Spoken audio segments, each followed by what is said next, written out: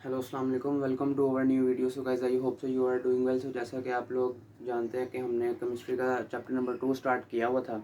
हमने previous lecture में approximately 5 questions को डिस्कस कर लिया था। आए आज फर्दर क्वेश्चंस को डिस्कस करें।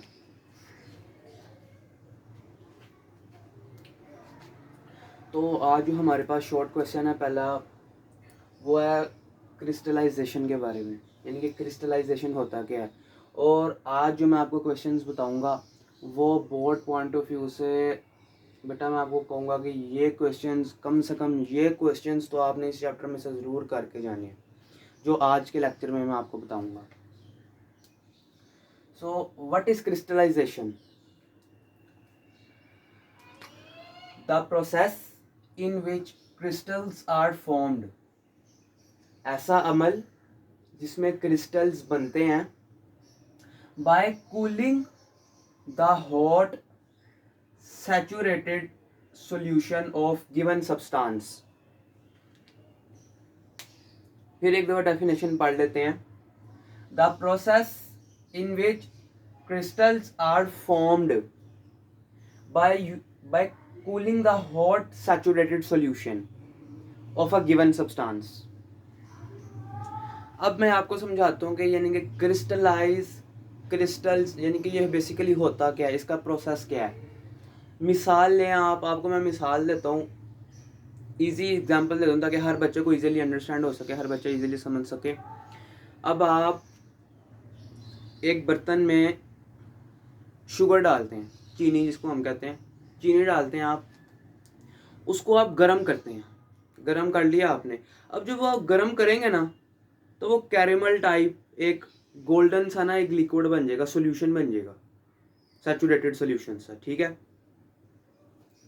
अब आपने जब उसको ठंडा करना ना, कूल करना है, तो क्या बन जाएगा, तो वो बहुत सख्त बन जाएगा, शाइनी शाइनी शाइनी सा बन जाएगा और बड़ा सख्त सा बन जाएगा।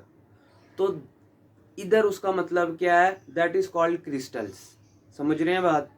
चीनी के वो जो छोटे छोटे ज़र्रात होते हैं ना, उनको पहले मेल्ट किया, मेल्ट करके एक सैचुरेटेड सॉल्यूशन हमारे पास बन गया।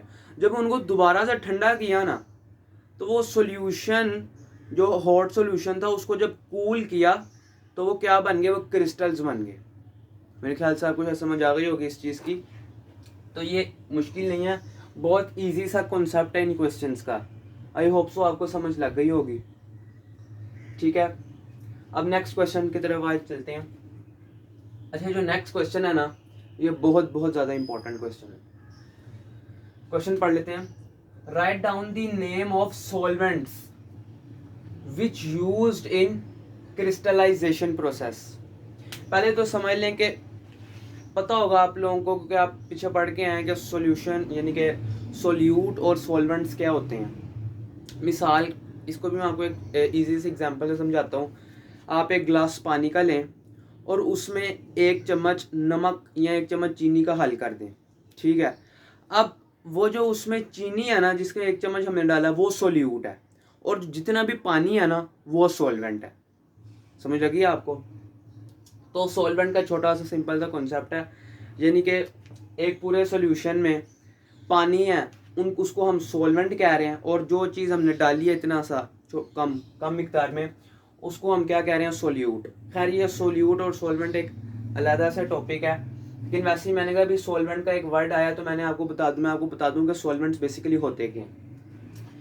तो ये मैंने आपके लिए सिर्फ ये 6 लिख दिए हैं, ये 6 भी आप लिख देंगे तो इंशाल्लाह आपका एक भी नंबर नहीं कटेगा। ये सिर्फ आपने इसके नाम याद करने हैं और ज़्यादा कोई मुश्किल चीज़ नहीं है ये। सबसे पहले आपने आंसर में लिखना है पेपर में, फॉलोइंग सोल्यूट्स आर यूज्ड। सबसे पहले जी वाटर, ठीक हो गया, पानी। फिर एसीटोन, ठीक हो गया। फिर अल्कोहल। फिर कार्बन टेट्राक्लोराइड, क्या चीज, कार्बन टेट्राक्लोराइड। फिर पेट्रोल और गैसोलीन, ये वही जो हम अपने आम बाइक या गाड़ियों में यूज करते हैं, पेट्रोल और गैसोलीन। और एंड पर हमारे पास क्या आ गया जी, क्लोरोफॉर्म। ये सिंपल सिंपल ये 6 लफ्ज हैं, ये आपने एज इट इज याद करने हैं, कोई मुश्किल चीज नहीं है। तो 2 शॉर्ट क्वेश्चन हमारे हो गए हैं। आइए अब फर्दर शॉर्ट क्वेश्चन डिस्कस, अगले सेकंड 2 शॉर्ट क्वेश्चंस को ज़रा हम डिस्कस कर लें। अच्छा, ये शॉर्ट क्वेश्चंस ये वाला स्पेशली थोड़ा लेंथी है, लेकिन ये शॉर्ट क्वेश्चन इजी है अगर आप पढ़ें तो। और जो ये वाला शॉर्ट क्वेश्चन है ना बेटा, इस पर जो मैं लिख रहा हूँ ना, यहाँ से आपको अंदाज़ा हो जाना चाहिए बेटा, ये बहुत इम्पोर्टेंट शॉर्ट क्वेश्चन है ये वाला। बेटा मैंने आपको जैसे पहले कहा है कि आज जो मैं शॉर्ट क्वेश्चंस कराऊंगा वो बहुत ज़्यादा इंपॉर्टेंट है और हर साल पेपर में तकरीबन आते हैं, ठीक है, स्पेशली ये वाला क्वेश्चन। तो हम पहले इस शॉर्ट क्वेश्चन को कर लें। बेसिकली इस शॉर्ट क्वेश्चन में ना बताया हुआ है फिल्टर पेपर की फोल्डिंग कैसे होती है। ये चूँकि ये सारा जो केमिस्ट्री फर्स्ट ईयर का जो सेकंड चैप्टर है ना, ये सारा प्रैक्टिकल बेस पे है सारा। ये आपने ये जो आप पढ़ रहे हैं ना, इसमें से ज़्यादा से ज़्यादातर चीज़ें आपने पहले याद की हुई हैं, यानी कि पहले परफॉर्म की हुई हैं मैट्रिक क्लास में भी, बस उसको थोड़ा एक्सपैंड करके बताया हुआ है इन चैप्टर्स में। तो आए ये इसका शॉर्ट चल शुरू कर लें। फिल्टर पेपर की फोल्डिंग, यानी कि मैंने तो सारा शॉर्ट करके लिखा है इसका क्वेश्चन। आपको इस तरह वो पूछ सकता है एग्जामिनर के फिल्टर पेपर फोल्डिंग के कुछ स्टेप्स बताएंगे, यानी कि उसके स्टेप्स आपने लिखने होंगे कि कैसे फोल्ड होता है, ठीक है। इसका फर्स्ट है बेटा, first fold the filter paper is along the diameter of filter paper. ये मैं आपको अभी सारा प्रैक्टिकल भी करके दिखाता हूँ, लेकिन पहले आप सुन लें। फर्स्ट फोल्ड यानी कि जो पहला फोल्ड होगा उसका फिल्टर पेपर का, is along the diameter of filter paper. Now second fold is done in such a way that the edge of filter paper is not matched. यहाँ पे जरा एक वर्ड मिसिंग है, अगर आप इसको लिख लेंगे ना, इसकी जगह पे एक word is not quite matched, यानी कि थोड़ा सा मैच नहीं करता, ठीक है। ये लफ्ज इधर लिख देंगे तो ज्यादा बेहतर रहेगा, is not quite matched. Now open the filter paper in such a way one fold is on line side and other 3 fold is in and other side. यानी कि वो हमें इसमें इस पॉइंट पे ये बता रहा है कि टोटल 4 फोल्ड्स 4 लेयर्स बनती हैं, जिसमें से वो कह रहा है एक लेयर को हमने एक तरफ फोल्ड करना है, बाकी जो 3 लेयर्स हैं उसको हमने दूसरी तरफ फोल्ड करना है। अभी आपको प्रैक्टिकल भी करके दिखा देते हैं। उसके बाद wet the filter paper and placed inside the funnel, ठीक है। आए अब इसका मैं आपको छोटा सा प्रैक्टिकल करके दिखाऊं। ये वैसे तो वो फिल्टर पेपर बिल्कुल राउंड शेप का होता है और बिल्कुल वाइट कलर का होता है, क्योंकि मैंने आपको समझाना था इस वजह से मैंने ये एक पेज से कटिंग इसकी किया। ये भी सेम इसी तरह का ही फिल्टर पेपर होता है, बस ये फ़र्क है कि वो एक्चुअल पूरा राउंड शेप में होता है, ठीक है। तो देखें, फर्स्ट पॉइंट हमारे पास था कि first fold is done in such a way, यानी कि उसको हमने इक्वली उसके डायामीटर यानी कि उसका हमने एज अ बिल्कुल सेंटर से हमने उसको फोल्ड करना है, यानी कि ये ना हो कि आगे पीछे उसकी दोनों लेयर्स हों, बिल्कुल सेंटर से हमने इक्वली फोल्ड करना है। देखें दोनों तरफ से आप देख सकते हैं इक्वल है, ठीक है। उसके बाद जब हमने फोल्ड कर दिया, उसके बाद जब हमने सेकंड फोल्ड जब करना है ना, ये देखें सेकंड फोल्ड जब हमने करना है तो कुछ इस तरह की ना वो हमें शेप देगा। अच्छा, सेकंड फोल्ड जब हमने करना है ना, वो जैसे दूसरा पढ़ना, second fold is done in such a way कि वो कह रहा है कि जो उसकी साइड्स है ना इज़ नॉट क्वाइट मैच्ड, यानी कि ये दोनों जो इसकी लेयर्स है ना ये आपस में ऐसे सेम नहीं होनी चाहिए, यानी कि इस एक लेयर को आपने थोड़ा सा पीछे करके ना करना है। समझ लग गई है? ये देखिए इस तरह का आपने इसको फिर फोल्ड कर देना है। अभी हमारे पास कुछ इस तरह की ना इसकी शक्ल आ गई है, ठीक है। अब वो कह रहा था कि इसके टोटल कितनी लेयर बन गई हैं, ये देखें, ये 1, ये 2, ये 3 और ये 4, ये 4 लेयर्स इसकी आ गई हैं, ठीक है। अब वो कह रहा है एक लेयर को आपने एक साइड पर रखना है, ठीक है, बाकी जो 3 लेयर्स बचेंगी ना उसको आपने एक साइड पर कर देना है, ठीक है। ये देखें, ये कुछ इस तरह का ऐसा बन जाता है फ़िल्टर पेपर, ठीक है। इस तरह का फ़िल्टर पेपर बनता है आपका, कोन की तरह का। कोन आप सब ने खाई होगी, यानी कि कोन की तरह का बनता है, ये देखें। और फिर हम इसको ऐसे फ़नल में रख देते हैं। फ़नल में रखने से पहले इसको ना हम हल्का हल्का यहाँ से वेट करते हैं, वेट यानी कि गीला करते हैं, ताकि वो सही तरह प्लेस्ड हो जाए, फ़नल में चिपक जाए, इधर उधर ना हो, ठीक है। तो इस ये तरीक़ेकार है फ़िल्टर पेपर की फोल्डिंग का, ठीक हो गया। आई होप सो समझ आ गई होगी। अगर नहीं आई तो मुझे आप कमेंट सेक्शन में बताइएगा, मैं इसकी अलहदा से एक वीडियो बना के डाल दूँगा, एक्चुअल एक जो सही वाला फ़िल्टर पेपर होगा उसका। लेकिन ये भी समझ आ जानी चाहिए, नहीं आएगी तो कोई मसला नहीं, मैं आपको दोबारा समझा दूंगा, कमेंट सेक्शन में बता दीजिएगा, ठीक है। अब नेक्स्ट शॉर्ट क्वेश्चन की तरफ चलें, जो कि मैंने आपको बताया बहुत ज़्यादा इंपॉर्टेंट है। डिफरेंशिएट बिटवीन गूच क्रूसिबल और सिंटर्ड ग्लास। ये आपको भी एक पिक्चर नज़र आ रही होगी, इस तरह के दिखते हैं गूच क्रूसिबल और सिंटर्ड ग्लास, ठीक है। ये पिक्चर्स देख लें, और इसकी अगर आप इन शॉर्ट क्वेश्चन के नीचे डायग्राम भी बना देंगे तो ज़्यादा अच्छी बात है। अच्छा आए अब इसका पहला पॉइंट हम ज़रा पढ़ लें। पहला पॉइंट है जी, it is made up of porcelain.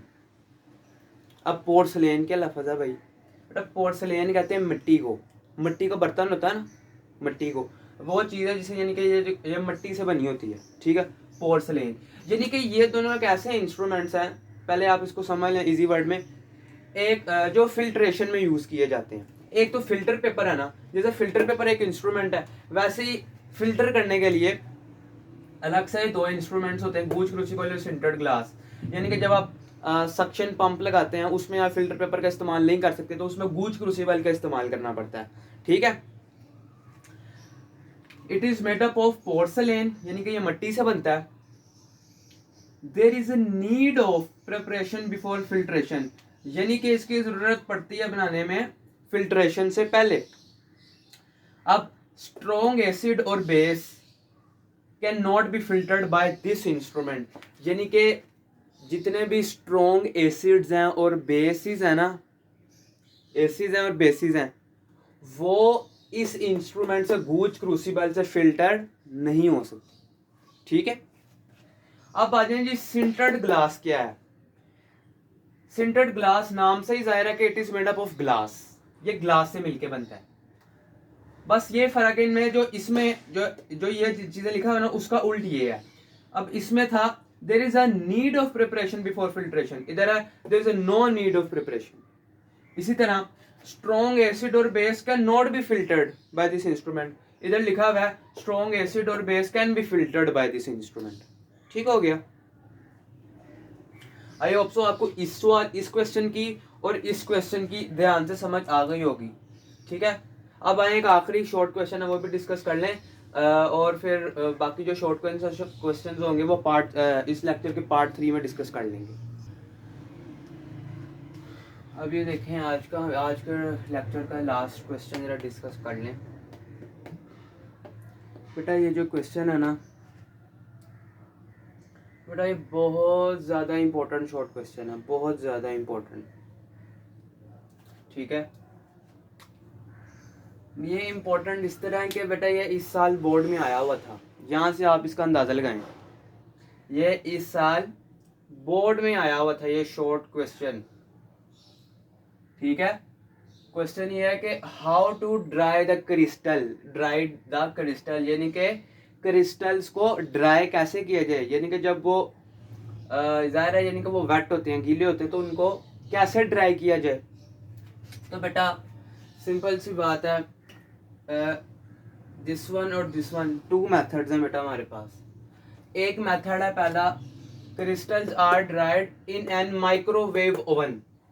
Microwave oven होता है ना बेटा, जिसमें अक्सर हम खाना वगैरह भी गर्म करते हैं, लेकिन बेटा इसका यूज़ केमिस्ट्री लैब्स में भी होता है, ठीक है, क्रिस्टल्स को ड्राई करने के लिए, ठीक है। लेकिन माइक्रोवेव ओवन इतना अच्छा मेथड नहीं है किसी चीज़ को ड्राई करने के लिए, इतना अच्छा मेथड नहीं है, ठीक है।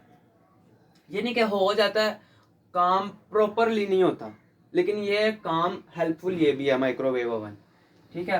Crystals are dried in an microwave oven, but ये लाइन आपने जरूर लिखनी है, but this method is not very good for drying a substance. यानी कि ये जो मेथड है ये इतना अच्छा नहीं है क्रिस्टल्स को ड्राई करने के लिए। अब दूसरा मेथड है, जो दूसरा मेथड है ना बेटा, वो है जी उसका आपने स्टार्ट इस तरह करना है, a safe and reliable method is vacuum desiccator. यानी कि जो वैक्यूम डेसिकेटर है ना, वैक्यूम बेटा वो बहुत अच्छी चीज़ है क्रिस्टल्स को ड्राई करने के लिए, बहुत हेल्पफुल है वो। और वो ये इसकी वर्किंग में और इसकी वर्किंग में बड़ा फ़र्क है बेटा। ये जब वर्क करता है ना प्रॉपरली तो क्रिस्टल्स ड्राई हो जाते हैं सारे। ये यानी कि एक अच्छा इंस्ट्रूमेंट है बनिस्बत इसके। दोनों मेथड है हमारे पास, लेकिन ज़्यादा अच्छा मेथड, रिलायबल मेथड हमारे पास वैक्यूम डेसिकेटर का है। In this method the drying agent is used. यानी कि इस मेथड में जो ड्राइंग एजेंट है वो इस्तेमाल होता है, और वो कौन कौन से हैं? CaCl2, सिलिका जेल और फॉस्फोरस पेंटाऑक्साइड। ये अक्सर बाज़ औक़ात बच्चे इसका नाम लेने में गलती करते हैं, यानी कि थोड़ा मुश्किल नाम है, फिर सुन लें, फॉस्फोरस पेंटाऑक्साइड, फॉस्फोरस पेंटाऑक्साइड। और बेटा इस इतने से पोर्शन में, यानी कि इतने से पोर्शन में बेटा MCQs भी बन के आता है। और ये शॉर्ट तो मैं पहले आपको बता चुका हूँ कितना इंपॉर्टेंट शॉर्ट है ये, ठीक है बेटा। और इस साल ये क्वेश्चन भी आया हुआ था बोर्ड में, और इसी साल ये वाला MCQs भी आया हुआ था। बस वो पूछते हैं कि कौन कौन सी वो जो ड्राइंग एजेंट है जो यूज होता है, तो बेटा ज्यादातर ऑप्शंस में आता है, डिफरेंट ऑप्शंस दी होती हैं, और उनमें एक ऑप्शन दी होती है इसकी सिलिका जेल की, ठीक है बेटा। सिलिका जेल की बाज़-औक़ात दी होती है, बाज़-औक़ात फॉस्फोरस पेंटाऑक्साइड की दी होती है, ठीक है, लेकिन ज़्यादातर सिलिका जेल की दी होती है, ठीक है बेटा। तो बेटा आई होप सो आज का लेक्चर आपको समझ में आ गया होगा बेटा। मेरी कोशिश यही होती है कि आपके लिए इजी से इजी नोट्स बनाऊं, ताकि हर बच्चा इजीली फर्स्ट ईयर की केमिस्ट्री अंडरस्टैंड कर सके। बाकी बेटा हमारे आज 10 शॉर्ट क्वेश्चंस हो गए हैं बेटा, अब हमने बस 10 ही और करने हैं, ठीक है।